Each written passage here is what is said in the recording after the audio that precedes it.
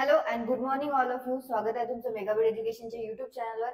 तर चला बघूया आजचे व्होकॅब्युलरीचे वर्ड्स, त्यांचे सिनोनिम्स, अँटोनिम्स, त्यांचे मीनिंग, मराठीमधले मीनिंग, सेंटेन्स मध्ये कसं यूज करण्यात आलेला आहे तो वर्डला ते सुद्धा बघूया. One word substitution, misspelled word आणि idioms and phrases. So first word आहे आजचा आपला तो आहे ट्विकिंग. TWEAKING. ट्विकिंग. ट्विकिंगचं मीनिंग आहे twist or pull something sharply. म्हणजे काय करणे, काहीतरी वेगाने वळवणे किंवा खेचणे. वेगाने त्याला वळवणे किंवा खेचणे, कशाला पण त्याला काय म्हटलं जातं, ट्विकिंग असं म्हटलं जातं. ओके. सो ट्विकिंगचा अर्थ काय होतो मराठीमध्ये? एकतर त्याचा अर्थ होतो चिमटा घेणे, बदल करणे, आणखी काय होतं, काहीतरी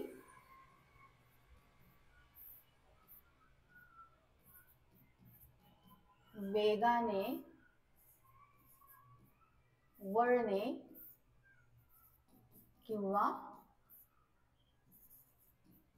खेचणे म्हणजे होतं ट्विकिंग. सो त्याचे सिनोनिम्स आहेत ट्विस्ट, टग आणि पिंच, आणि अँटोनिम्स आहेत अलाउन्स, ब्लेंडर आणि कॉडलिंग. परत एकदा बघूया काय होतं ट्विकिंग म्हणजे. सो ट्विकिंगचं मीनिंग आहे twist or pull something sharply. म्हणजेच मराठीमध्ये त्याचा अर्थ होतो चिमटा घेणे, बदल करणे किंवा काहीतरी वेगाने वळणे किंवा खेचणे.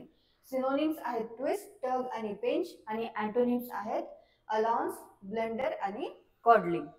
सेंटेन्स मध्ये बघूया आता ट्विकलिंगला कसं यूज करण्यात आलेलं आहे. ही ट्विक द बॉयज इयर. म्हणजेच मराठीमध्ये याचा अर्थ काय होतो सेंटेन्सचा, त्याने मुलांच्या कानाला चिमटा घेतला. इथे ट्विक्ड म्हणजे यूज करण्यात आलेला आहे चिमटा घेतला म्हणून. Okay. He tweaked the boy's ear म्हणजे त्याने मुलांच्या कानाला चिमटा घेतला, असा मराठीमध्ये सेंटेन्सचा अर्थ होतो. नेक्स्ट बघूया. नेक्स्ट वर्ड आहे ओमिनस. OMINOUS. ओमिनस. ओमिनसचं मीनिंग आहे giving the worrying impression that something bad is going to happen, threatening, inauspicious. Okay. So ओमिनियस म्हणजे काय होतं मराठीमध्ये, तर ते होतं अशुभ किंवा अनिष्ट सूचक. म्हणजे काय होतं ओमिनस. इंग्लिश मध्ये परत एकदा बघूया आपण त्याचं मीनिंग काय होतं मराठीमध्ये आणि त्याचे सिनोनिम्स आणि अँटोनिम्स. सो ओमिनस म्हणजे काय होतं giving the worrying impression that something bad is going to happen, threateningly, inauspicious. Okay. म्हणजेच काय होतं तर याचा मराठीमध्ये अर्थ होतो एकतर अशुभ किंवा अनिष्ट सूचक. सिनोनिम्स बघूया आता. सिनोनिम्स काय आहेत ओमिनसचे? थ्रेटनिंग, मेनान्सिंग, बेलफुल, आणि अँटोनिम्स आहेत प्रॉमिसिंग, ऑस्पिशियस आणि प्रोपिटियस. परत एकदा बघूया सिनोनिम्स आणि अँटोनिम्स काय आहेत ओमिनसचे. सिनोनिम्स आहेत थ्रेटनिंग, मेनान्सिंग आणि बेलफुल, आणि अँटोनिम्स आहेत प्रॉमिसिंग, ऑस्पिशियस आणि प्रोपिटियस. सेंटेन्स मध्ये यूज बघूया आता. There were ominous dark clouds gathering overhead. So या सेंटेन्सचा मराठीमध्ये अर्थ काय होतो? अशुभ काळे ढग, अशुभ काळे ढग डोक्यावर जमले होते. तर इथे ओमिनस म्हणजे यूज करण्यात आलेला आहे काय? अशुभ. डार्क क्लाउड्स म्हणजे काळे ढग. ओके. अशुभ काळे ढग डोक्यावर जमले होते, असा या सेंटेन्सचा मराठीमध्ये अर्थ होतो. आणि ओमिनस म्हणजे होता अशुभ किंवा अनिष्ट सूचक. नेक्स्ट वर्ड आहे मेलेज. MALAISE. मेलेज. मेलेजचं मीनिंग आहे a general feeling of discomfort, illness or unease whose exact cause is difficult to identify. म्हणजेच काय होणे? अस्वस्थता होणे किंवा कणकण वाटणे, त्याला म्हटलं जातं मेलेज. म्हणजेच एक जनरल फिलिंग ज्याच्यामुळे आपण डिस्कम्फर्ट होतो किंवा आपल्याला काय होत आहे एक्झॅक्ट त्याचा कॉज माहिती नाही आहे कशामुळे तसं आपल्याला होत आहे, पण एक अनइझीनेस फील होत आहे, त्याला म्हटलं जातं मेलेज. ओके. सो मेलेज म्हणजे काय होतं मराठीमध्ये? अस्वस्थता. अस्वस्थता किंवा कणकण किंवा अशक्तपणाची भावना म्हणजे काय होतं? मेलेज. सिनोनिम्स काय आहेत तर ते आहेत अनहॅपीनेस, रेस्टलेसनेस आणि अनइझीनेस, आणि अँटोनिम्स आहेत कम्फर्ट आणि वेलबिंग. परत एकदा बघूया मिनिंग काय होतं मेलेजचं. तर मेलेज म्हणजे होतं a general feeling of discomfort, illness or unease whose exact cause is difficult to identify. मराठीमध्ये त्याचा अर्थ होतो अस्वस्थता, कणकण किंवा अशक्तपणाची भावना. सिनोनिम्स आहेत अनहॅपीनेस, रेस्टलेसनेस आणि अनइझीनेस, आणि अँटोनिम्स आहेत कम्फर्ट आणि वेलबिंग. तो सेंटेन्स बघूया काय आहे. अ जनरल एअर ऑफ मेलेज म्हणजेच अस्वस्थतेची सामान्य हवा, असा या सेंटेन्सचा मराठीमध्ये अर्थ होतो. नेक्स्ट वर्ड आहे स्ट्रिंजंट, STRINGENT, स्ट्रिंजंट. स्ट्रिंजंटचं मिनिंग आहे strict, precise and exacting. Okay, so याचा मराठीमध्ये अर्थ काय होतो कठोर. ओके, तर मराठीमध्ये स्ट्रिंजंटचा अर्थ काय होतो, एकतर होता कडक, कठोर, जालिम, सक्त किंवा पाळलाच पाहिजे असा,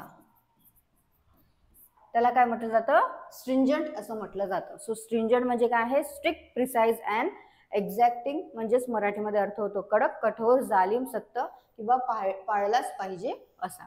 सिनोनिम्स आहेत स्ट्रिक्ट, फर्म आणि रिजिड, आणि अँटोनिम्स आहेत लिनियंट आणि फ्लेक्झिबल. सेंटेन्स मध्ये यूज बघूया आता स्ट्रिंजंटला कसं केलेलं आहे. Stringent guidelines on air pollution. So सेंटेन्सचा मराठीमध्ये अर्थ होतो वायू प्रदूषणाबाबत कडक मार्गदर्शन तत्वे. ओके, परत एकदा सांगते काय आहे stringent guidelines on air pollution म्हणजे काय होतं वायू प्रदूषणाबाबत कडक मार्गदर्शक तत्वे. नेक्स्ट बघूया one word substitution. One word substitution मध्ये फर्स्ट वर्ड जो आहे तो आहे पॅट्रिमनी, PATRIMONY, पॅट्रिमनी. पॅट्रिमनी म्हणजे काय होतं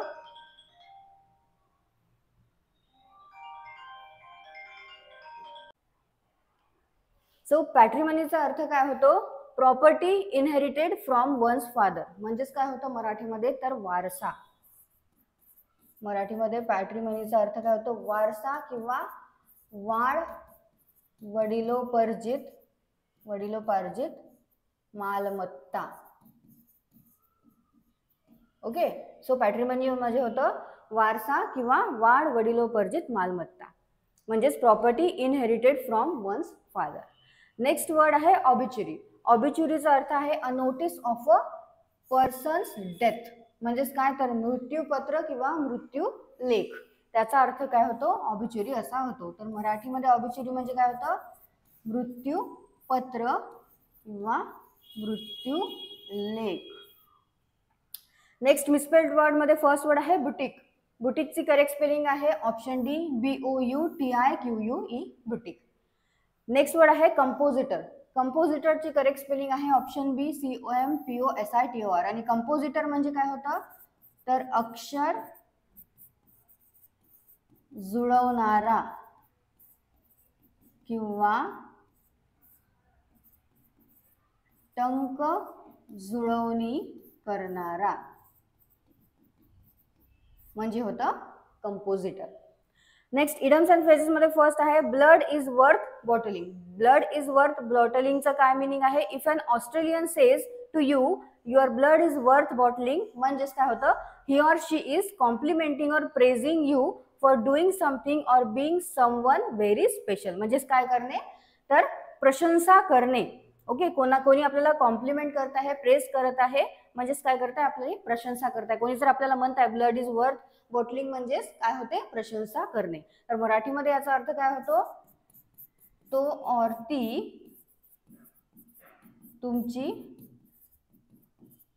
प्रशंसा करत आहे किंवा तुम्ही काहीतरी केल्याबद्दल प्रशंसा करत आहे.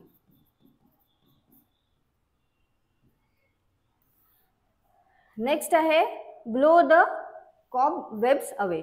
ब्लो द कॉब वेब्स अवेचा अर्थ काय आहे If you blow the cobwebs away, you make sweeping changes to something to bring fresh view and ideas in. So याचा अर्थ काय होतो मराठीमध्ये? तुम्ही नवीन दृष्टिकोन आणि कल्पना आणण्यासाठी एखाद्या गोष्टीत मोठे बदल करता. सो तुम्ही नवीन दृष्टिकोन आणि कल्पना आणण्यासाठी एखाद्या गोष्टीत मोठे बदल करता तेव्हा त्याला काय म्हटलं जातं? त्याला म्हटलं जातं blow the cobwebs away.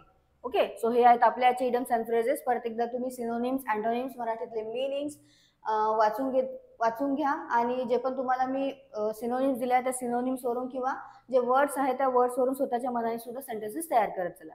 So तुम्हाला सेशन आवडलं असेल सेशन लाईक करा, चॅनल सबस्क्राईब करा, तुमच्या फ्रेंड्सला शेअर करा. All the best all of you and thank you.